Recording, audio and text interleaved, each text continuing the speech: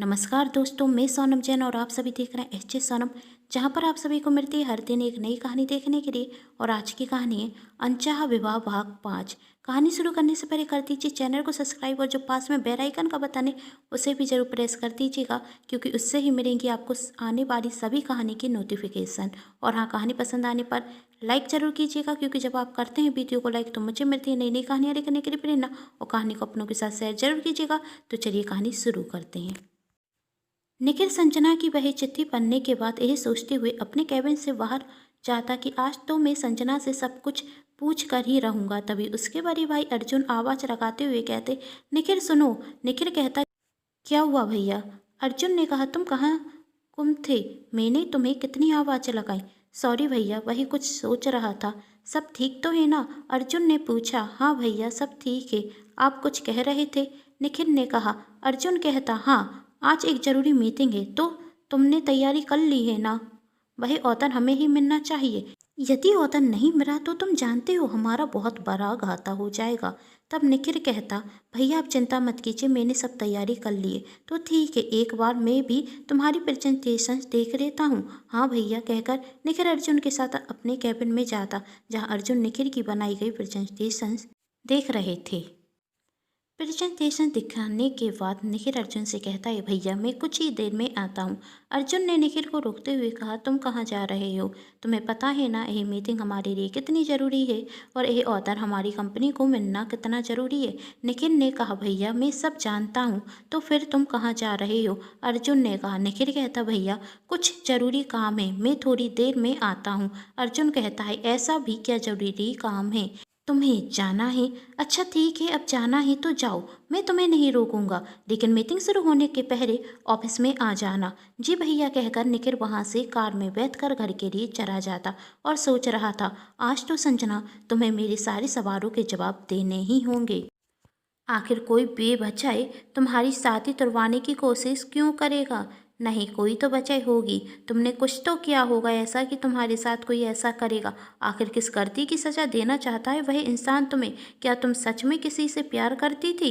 क्या तुम अभी मेरे और मेरे परिवार को धोखा दे रही हो? हजारों सवाल थे निखिल के दिमाग में, जो वह संजना से पूछना चाहता था, और उसी के लिए वह ऑफिस से घर आया था। घर आकर वह सीधे कमरे में जाता है और हेमा देखती कि भैया बड़े गुस्से में है, तो वह भी पीछे से कमरे में जाती है। कमरे में संजना नहीं थी। यह देख निखिल हेमा से पूछता, संजना कहाँ है? हेमा ने कहा, भाभी तो मम्मी के साथ मार्केट गई हुई हैं, उन्हें कुछ जरूरी सामान लेना था। कल मम्मी और पापा गांव जा रहे हैं ना। अच्छा ठीक है, तुम संजना से फ़ोन लगाकर पूछ लो कि कब तक आ रही है। निखिल ने अपनी बहन हेमा से कहा। हेमा कहती, पर भैया मेरे पास तो भाभी का नंबर है ही नहीं, आप ही फ़ोन कर लीजिए ना। क्या आपको कोई ज़रूरी काम था भाभी से? हेमा ने निखिल से पूछा। निखिल, इतना भी कोई ज़रूरी काम नहीं है, मैं फ़ोन कर लेता हूँ। हेमा वहीं खड़ी थी। तब निखिल हेमा से कहता, क्या तुम्हें कोई और काम नहीं? तुम जाओ यहाँ से। हेमा अपने भाई को इतने गुस्से में देखकर कुछ भी पूछने की हिम्मत नहीं कर पाती और वहाँ से शांति से जाने में ही अपनी बुराई समझती है। हेमा वहाँ से शांति से चली जाती और निखिल संजना को फ़ोन करता, लेकिन संजना अपना मोबाइल भी घर पर छोड़ चुकी थी। निखिल ने जब संजना को फ़ोन लगाया तो मोबाइल कमरे में ही बच रहा था। यह देखकर निखिल का गुस्सा और बढ़ जाता और कहता, यह संजना भी सच में एक नंबर की लापरवाह है, अपना मोबाइल भी यहाँ पर छोड़ गई। यहाँ पर मेरे पास वैसे भी वक्त नहीं, और ना जाने अब यह कब तक आएगी। थोड़ी देर इंतजार कर कर देखता हूँ, सोचकर निखिल वहीं कमरे में बैठ जाता। निखिल को इंतजार करते हुए बहुत वक्त हो गया था, लेकिन संजना घर पर नहीं आई थी। तभी उसकी भाभी का फ़ोन आता और वही निखिल से कहती, निखिल कहाँ हो तुम?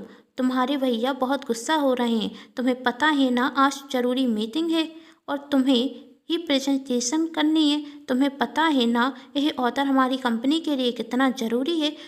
कुछ ही देर में मीटिंग शुरू हो जाएगी और तुम ही यहाँ पर नहीं हो। तुम्हारे भैया का गुस्सा और बढ़े उसके पहले तुम ऑफिस आ जाओ, वरना तुम तो अपने भैया का गुस्सा बहुत अच्छे से जानते हो। निखिल कहता सॉरी भाभी, मैं अभी ऑफिस आता हूँ। बबीता कहती सॉरी कहने की कोई ज़रूरत नहीं, लेकिन जल्दी ऑफिस आओ, और हाँ, यहाँ पर आकर अपने भैया से सॉरी कहना। अच्छा, मैं फ़ोन रखती हूँ। निखिल ऑफिस के लिए जाने लगता तो संजना घर पर आ जाती। निखिल संजना को बहुत गौर से देख रहा था, लेकिन निखिल संजना से कुछ पूछता नहीं और ऑफिस चला जाता। निखिल मन में सोचता, अभी तो तुम मेरे सवालों से बच गई संजना, लेकिन कब तक बच पाओगी? ऑफिस से आकर तो तुम्हें मेरे सारे सवालों के जवाब देने ही होंगे। निखिल के चेहरे पर गुस्सा अलग ही दिख रहा था, जिसे संजना समझ जाती, लेकिन उसे यह नहीं पता था कि इस गुस्से की वजह क्या है। संजना सोचती, अब मैंने ऐसा क्या कर दिया कि निखिल फिर से मुझसे गुस्सा हो गए। अब तो निखिल की आदत हो गई है गुस्सा होने की। तब संजना की सास ने कहा, बहू तुम भी थक गई होगी, तुम अपने कमरे में जाकर आराम करो। संजना अपने कमरे में आ जाती और वहाँ निखिल जब वापस पहुँचता तो उसके भाई अर्जुन उससे गुस्से में कहते हैं, तुम कहाँ थे, इतना समय कहाँ लगा दिया? निखिल ने अपने भाई के सारे सवालों के जवाब सिर्फ एक शब्द में दे दिए, सॉरी भैया, आने में देर हो गई। अर्जुन ने कहा, सॉरी छोड़ो और जाकर अब तैयारियां करो, कुछ ही देर में मीटिंग शुरू होने वाली है और मुझे वही ऑर्डर चाहिए, समझ गए ना तुम? निखिल ने हाँ में जवाब दिया और मीटिंग कुछ ही देर में शुरू हो जाती। निखिल जो भी काम करता था परफेक्ट ही करता था।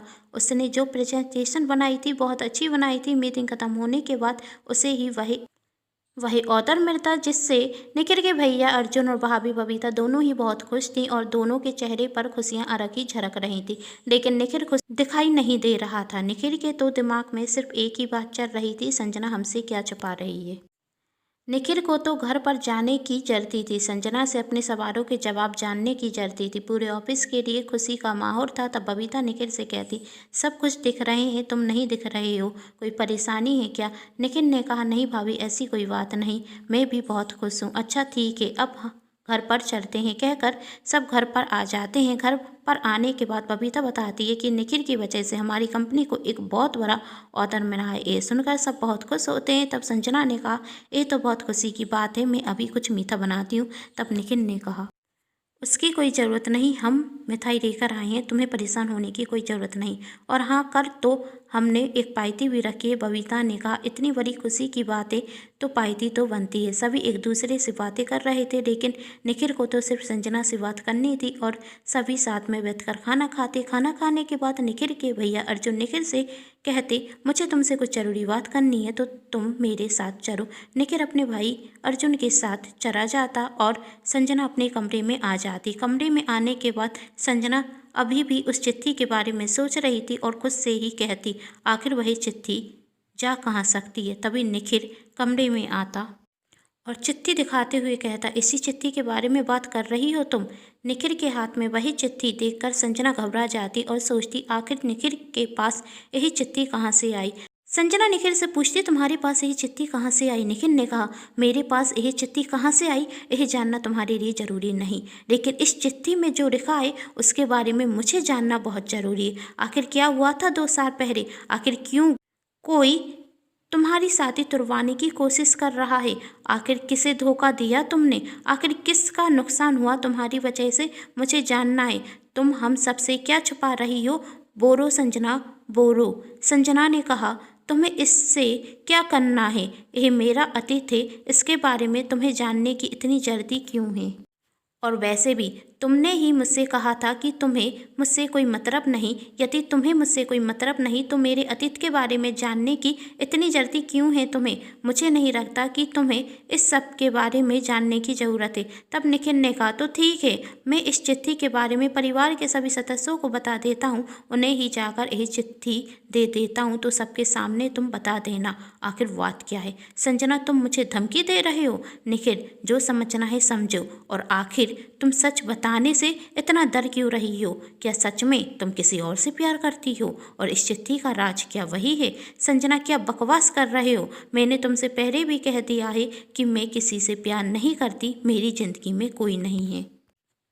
मेरी जिंदगी का एक ही सच है कि तुम मेरे पति हो। तब निखिल ने कहा, पति पत्नी के बीच में तो कुछ नहीं छुपाया जाता, फिर इस चिट्ठी का राज क्यों छुपा रही हो? आखिर क्यों नहीं बताती तुम मुझे इस चिट्ठी का राज? निखिल चिट्ठी पढ़ते हुए संजना से कहता कि बताओ मुझे, कौन है वह इंसान जिसने तुम्हें यह चिट्ठी दी है? आखिर क्यों कोई तुम्हारी जिंदगी बर्बाद करना चाहेगा? कोई तो वजह होगी, मैं वही वजह जानना चाहता हूँ। अब संजना के पास कोई और रास्ता नहीं था। निखिल जिद पर अड़ चुका था और संजना को निखिल को सच बताना ही था। और संजना निखिल से कहती, तुम जानना ही चाहते हो क्या है सच, तो सुनो। कहानी के अगले भाग में जरूर देखें चिट्ठी का राज, और चिट्ठी के राज जानने के बाद क्या होगा निखिल का संजना के प्रति व्यवहार। जानने के लिए कहानी का अगला भाग जरूर देखें, जिसके लिए कर लीजिए चैनल को सब्सक्राइब, क्योंकि जब भी मैं लेकर आऊँ कहानी का नया भाग तो आप सभी को पता चल सके। और कहानी के पहले के 4 पार्ट नहीं देखे हैं तो डिस्क्रिप्शन बॉक्स में उसकी लिंक दी गई है, आप वहां से जाकर देख सकते हैं। कहानी पसंद आने पर चैनल को सब्सक्राइब, वीडियो को लाइक एंड शेयर जरूर कीजिएगा। Thanks for watching.